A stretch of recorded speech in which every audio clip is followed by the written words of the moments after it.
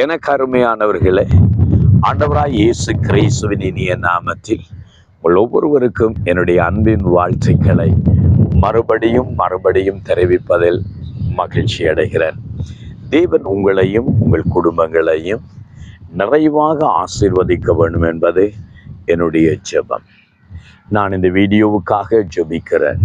இந்த வீடியோவை பார்க்கிற உங்கள் ஒவ்வொருடைய வாழ்வையும் தேவன் அவருடைய வார்த்தையின் மூலமாகவும் அவருடைய வல்லமையின் மூலமாகவும் உங்களை தொட்டு ஆசீர்வதிக்க வேண்டும் என்பது என்னுடைய ஜெபம்.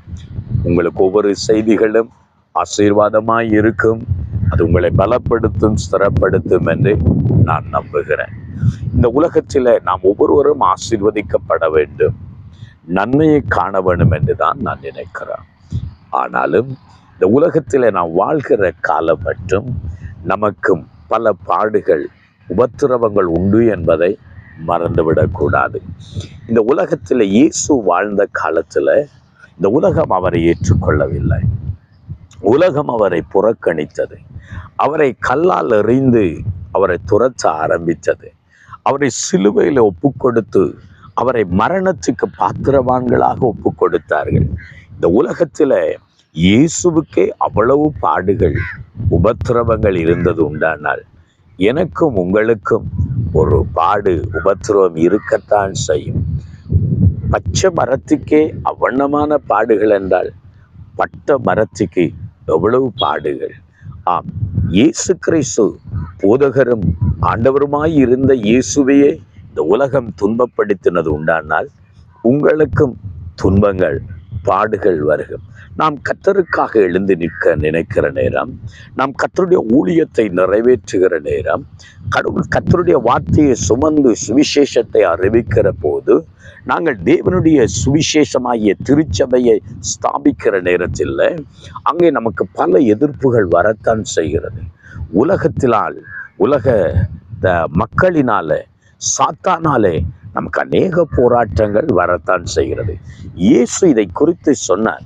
அங்கே யோவான் சுவிசேஷம் 16வது அதிகாரத்தில் 33வது வசனத்தில், உங்களுக்கு உலகத்திலே உபத்திரவம் உண்டு, ஆனாலும் திடங்கொள்ளுங்கள், நான் உலகத்தை ஜெயித்தேன் என்றுதான் சொன்னார். உலகத்தில் உங்களுக்கு உபத்திரவம் உண்டு, ஆனாலும் நீங்கள் தைரியமாய் இருங்கள்.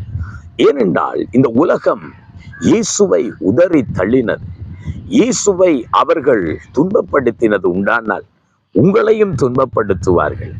ஆகவேதான் இந்த இயேசுவை உலகம் அங்கே சிலுவைக்கு நேராக ஒப்பு கொடுத்தது. அதுக்கு பின்னாய் வந்த அநேக பரிசுத்தவான்கள், அப்போஸ்தலர்களும் அதே சிலுவையில் மரித்தார்கள்.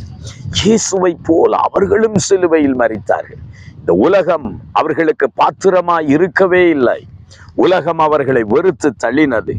அதனாலதான் இயேசு கிறிஸ்து சொன்னார், அங்கே இந்த உலகம் உங்களை துன்பப்படுத்தது ஏன்? அவர்கள் என்னை அறியாததினால, என்னை எப்படி துன்பப்படுத்தினார்களோ உங்களையும் அப்படியே துன்பப்படுத்துவார் என்று இயேசு சொன்னார். யோவான் புத்தகம் 16வது அதிகாரத்தில் இயேசு இதை சொன்னார். நீங்கள் இடரல் அடையாதபடிக்கு இவைகளை உங்களுக்கு சொல்கிறேன்.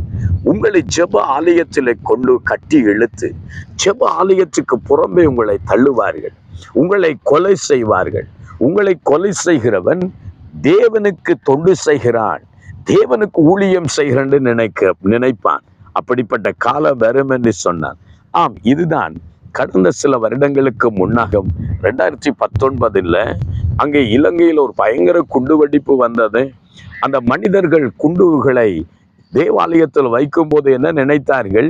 நாங்கள் அல்லாவுக்கு அங்கே தொண்டு செய்கிறோம், நாங்கள் மற்றவர்களை கொலை செய்தால், அங்கே தேவனுடைய பிள்ளைகளை கொலை செய்தால் அவர்களுக்கு சொர்க்கம் கிடைக்கும், அவர்களுக்கு சொர்க்கத்தில் அநேக பெண்கள் கிடைப்பார்கள், அவர்கள் மரித்தால் அவர்களுக்கு சொர்க்கம் கிடைக்கும் என்று அவர்கள் இறைவனுக்கு பணி செய்கிறதாகவே நினைத்தார்கள்.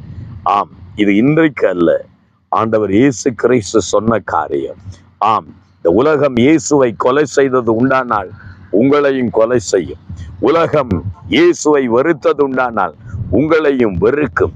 இயேசுவை இந்த உலகம் பகைத்தது உண்டானால் உங்களையும் பகைக்கும். ஆனாலும் திடன் கொள்ளுங்கள், ஒரு நாள் இயேசு கிறிஸ்து வருவார். அவருடைய மகிமையிலே நாம் சேர்த்துக் கொள்ளப்படுகிற நேரம். இந்த உலகத்திலே பாடுகளுக்கு பதிலாக ஒரு மகிமையை தருகிற நேரம். இந்த உலகத்தின் உபத்திரவங்கள், பாடுகள் கிறிஸ்துவில் இருந்தும் அவருடைய அன்பில் இருந்தும் தேவனுடைய வார்த்தையிலிருந்தும் ஒரு நாளும் உங்களை பிரிப்பதில்லை.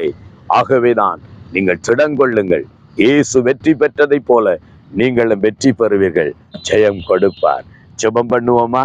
பாடுகள் உபத்திரவங்களை கண்டு சோர்ந்து போக வேண்டாம். இயேசு பலன் தருவார். எங்களை நேசிக்கிற தகப்பனே, உம்முடைய பிள்ளைகள் வாழ்க்கையில உபத்திரவங்கள், பாடுகள் வழியாய் யார் யார் கடந்து போகிறார்களோ அவர்களை இந்த வார்த்தை பலப்படுத்தட்டும். உலகத்தில் ஆண்டவரே உபத்திரவங்கள் இருந்தாலும் ஆனாலும் திடங்கொள்ளுங்கள், நான் உலகத்தை ஜெயித்தேன் என்று சொன்னவர் உம்முடைய பிள்ளைகளுக்கு ஜெயம் கொடுப்பீராய். உபத்திரவங்கள், நெருக்கங்கள், பாடுகள் எதுவும் உம்முடைய அன்பிலிருந்து உம்முடைய பிள்ளைகளை பிரிப்பதில்லை, ஊழியத்திலிருந்து பிரிப்பதில்லை. ஆண்டவரே அவர்களுக்கு ஜெயத்தை கொடுப்பீராய். உம்முடைய பிள்ளைகளை ஆசீர்வதிக்க வேண்டும் என்று இயேசுவின் நாமத்தில் ஜெபிக்கிறோம் நல்ல பிதாவே. ஆமென், ஆமென். உலகத்தில் உங்களுக்கு உபத்திரவம் என்றாலும் திடங்கொள்ளுங்கள், இயேசு வெற்றி தருவார். ஆமென், ஆமென்.